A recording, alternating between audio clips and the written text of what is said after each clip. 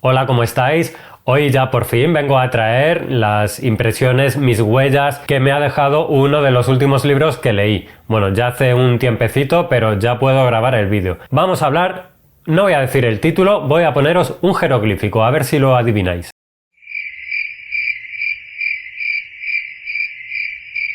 Está difícil, ¿eh? Bueno, a lo mejor no tanto, ya que en la descripción del vídeo aparece el título del libro. Es más, el libro está aquí. El título está aquí. Joder. Dificultad máxima.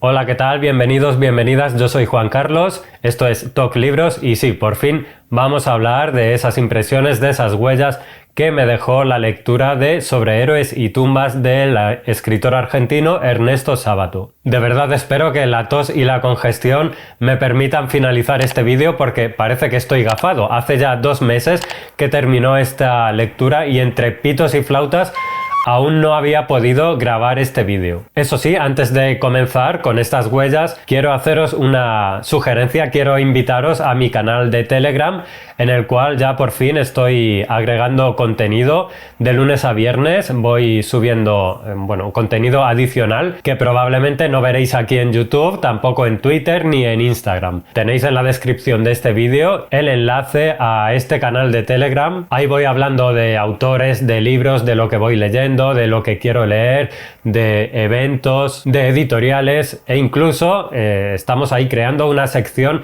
para que Flor, la marida, también deje sus impresiones de los libros que va leyendo.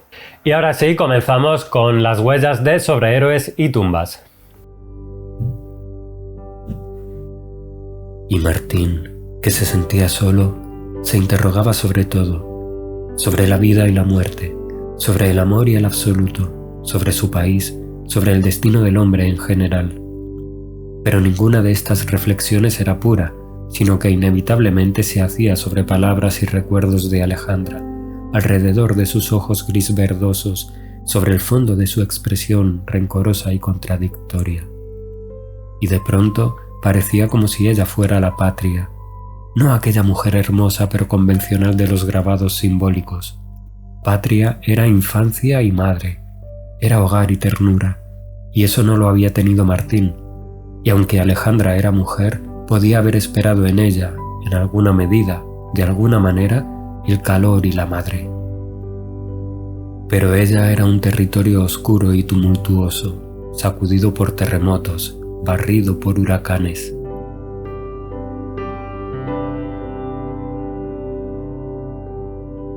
Empezamos con unos datos biográficos del autor, Ernesto Sábato, este escritor de apellido ortográficamente misterioso, ya que muchas veces se escribe Sábato al ser una palabra esdrújula con acento en la A. Según sus propias palabras, se pronuncia Sábato, pero no se acentúa, no lleva tilde. Por eso digo que es un tanto misterioso su apellido ortográficamente hablando. Bueno, Sábato está reconocido como uno de los escritores más importantes de la literatura argentina. Nació el 24 de junio de 1911 en Rojas, Buenos Aires, y a lo largo de su vida destacó no solo como escritor, sino también como físico y como pintor, dejando una huella imborrable en el ámbito cultural y artístico de su país. Sábato comenzó sus estudios universitarios en la Universidad Nacional de La Plata, donde se especializó en física y matemáticas. De hecho, trabajó como físico en Francia en 1938, donde por cierto tomó contacto con el ambiente bohemio y con el movimiento surrealista, codeándose por las noches con sus máximos exponentes como, por supuesto, André Breton. Su pasión por la literatura lo llevó a abandonar la ciencia y a centrarse en su vocación como escritor. En 1948 publicó su primera novela, El túnel, una obra que rápidamente se convirtió en un clásico moderno de la literatura argentina y que le otorgó reconocimiento a nivel internacional. A lo largo de su carrera literaria, Sábato escribió otras 2 novelas fundamentales, Sobre héroes y tumbas en 1961 y Abadón el exterminador en 1974. Un gran año, entre otras efemérides, por supuesto, mi propio nacimiento. Se suele tildar la narrativa de Sábato como existencialista, ya que sus personajes se suelen situar frente a la soledad o a la angustia existencial. Aparte de este tríptico narrativo, Sábato escribió numerosos ensayos, dejando impreso su pensamiento político en artículos y columnas periodísticas, y también, como he dicho antes, incursionó en el mundo de la pintura. Sus obras pictóricas revelan una visión sombría y, podríamos decir, apocalíptica de la realidad, con pinceladas expresionistas y colores oscuros que transmiten angustia y desesperanza. La pintura se convirtió para él en otra forma de expresión artística a través de la cual explorar sus inquietudes filosóficas y emocionales. Otro dato importante de la biografía de Sábato es que durante la dictadura militar en Argentina, en la década de los 70, fue presidente de la Comisión Nacional sobre la Desaparición de Personas, la CONADEP. Esta comisión estaba encargada de investigar los crímenes de lesa humanidad cometidos durante ese periodo. A lo largo de su vida, Ernesto Sábato recibió numerosos reconocimientos y premios, entre los que se puede destacar el Premio Cervantes en 1984. Ernesto Sábato falleció el 30 de abril de 2011, cuando únicamente le faltaban 2 meses para cumplir el centenario de su nacimiento. Se dice que sobre Héroes y tumbas pudo no haber visto la luz, ya que Sábato destruyó los primeros esbozos, los primeros intentos que realizó de la novela, frustrado por no estar consiguiendo lo que él pretendía. Fue su mujer la que lo convenció para que modificara lo que no era de su agrado y así finalmente se pudiese publicar una novela que está considerada hoy en día por muchos críticos como la mejor novela argentina del siglo XX. Esta es una novela compleja de tramas y subtramas. Se podría decir tal vez que el hilo central, o al menos el más extenso, es el que habla de la extraña relación que se establece entre 2 jóvenes, Martín y Alejandra. Martín es un adolescente que parece estar buscándose. Se encuentra en esa edad tan complicada en la que todo está difuso y por decidirse. De repente se topa con la aparición de Alejandra de una manera casi fantasmal y cae irremediablemente rendido y absorbido por ella. Alejandra, por su parte, es una muchacha que proviene de una familia con presencia histórica y relativa importancia en el país, aunque caída en el olvido. Siempre va a sobrevolar el misterio de por qué Alejandra busca a Martín, y entre ellos se va forjando un tira y afloja un tanto incomprensible debido a la adoración casi irracional que Martín siente por Alejandra. Una adoración, por otra parte, que no parece ser correspondida, debido a algo que no nos cuenta la muchacha, cuyo comportamiento siempre es extrañamente dual. Se muestra con Martín tierna, pero a la vez esquiva, dulce pero también siniestra. Probablemente el misterio de la personalidad y de los actos contradictorios de Alejandra es lo que produce ese enganchamiento y la fascinación en Martín. La narración también nos va a ir enterando de la historia de la familia de Alejandra durante un periodo aproximado de unos 150 años, durante los cuales fueron cayendo en desgracia, como he dicho anteriormente. Esta familia, los Vidal Olmos, desciende de los participantes del golpe que acabó con el general Lavalle a mitad del siglo XIX. Este hecho se nos va a ir contando también de manera fragmentaria durante la novela, y resultará una narración que ronda entre la poesía y la épica de lo que finalmente no fue más que una tragedia. Bueno, la novela está estructurada en 4 partes, de las cuales la primera, la segunda y la cuarta tienen un hilo narrativo que va uniendo las historias de Martín y Alejandra y de la familia de ella, junto a esas pinceladas que cuentan la historia del general Juan Lavalle, entrelazándola con la trama a través de los diálogos y las reflexiones de los personajes secundarios. A medida que la novela avanza, se indaga en lo que las acciones del general Lavalle pudieron implicar en la sociedad argentina y se cuestionan conceptos como la moralidad, el poder y la identidad nacional. Y será precisamente un miembro de la familia Vidal Olmos, Fernando, que es el padre de Alejandra, el protagonista del tramo más apasionante de este libro. Este pasaje lo encontraremos íntegramente en la tercera parte, titulada Informe sobre ciegos.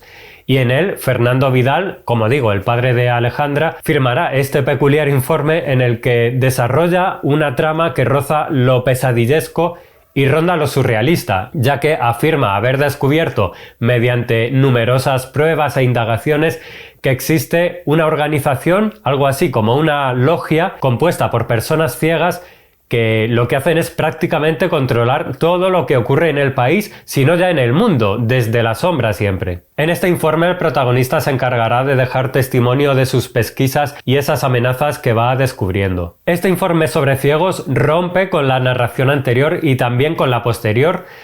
Creo que es el punto de quiebre y para mí el factor diferencial que eleva la novela. De hecho, fue tal su impacto en su momento que se llegó a publicar posteriormente como un texto independiente, como relato e incluso como una pequeña novela. También se ha llegado a publicar en formato cómic. Informe sobre ciegos es una maravilla narrativamente hablando que logra crear una tensión interna en un lector que no deja de sorprenderse ante lo que está leyendo. Esto no es sino un descenso a los propios infiernos materializados en personajes oscuros, en edificaciones laberínticas de dimensiones imponentes que me remitían, por cierto, continuamente al universo lebreriano, y en un éxtasis sensorial y evolutivo de una persona que parece sufrir un tremendo delirio persecutorio, alguien que, como un Quijote moderno, se enfrenta a sus propios gigantes, esos que solo él puede ver o que los demás no distinguen o distinguimos. En esta poderosa trama podemos pensar en las interpretaciones que podemos extraer. Quien tiene el poder está vedado de la facultad de la visión, ejerce un poder ciego,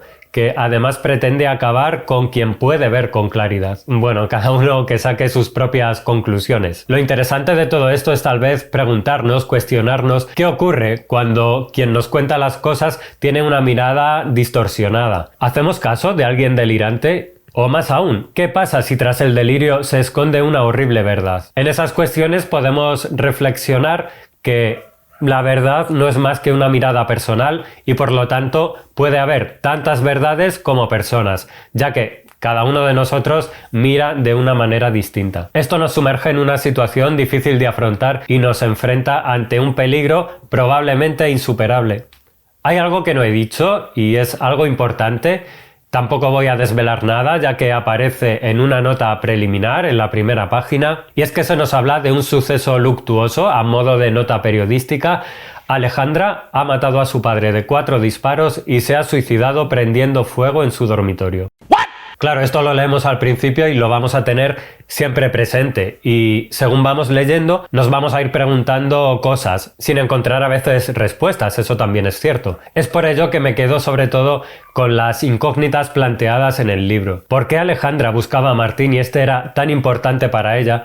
O el por qué Martín no logra encontrar sentido a su vida si no es junto a Alejandra. ¿Por qué dos personajes tan distintos, casi opuestos, se necesitan de esa forma? Y por supuesto, ¿cuáles fueron los motivos del crimen y posterior suicidio cometidos por Alejandra? Tal vez Sábato jugó con nosotros sabiendo que querríamos desvelar todas estas incógnitas que subyacen en la relación de poder que los progenitores de ambos ejercen sobre ellos, aunque de manera distinta en ambos personajes. Pero probablemente todo esto no importa tanto. Pienso que lo que quería realmente Sábato era otra cosa, contarnos el desarrollo, la evolución del personaje de Martín, que necesita abrir los ojos ante la realidad que le envuelve. Y es que creo que ante todo, Sobre héroes y tumbas es una novela de crecimiento de un personaje, de Martín, y Alejandra no es más que el vehículo que le lleva a cierta madurez. Al final, el muchacho parece encontrar la calma que necesita para afrontar el resto de su vida, tomando un nuevo camino y emparentando su propia historia con la trama militar, una vez más, del general Lavalle y la retirada a Bolivia. De nuevo, Sábato nos pone aquí a pensar sobre el verdadero significado de las victorias y las derrotas de personajes que se mueven al son de toda una nación, porque además el concepto nacional que subyace bajo todo el texto también es importante. Aunque desconozcamos la historia de Argentina, esta obra nos va a hacer comprender un poco más el espíritu emocional de este país.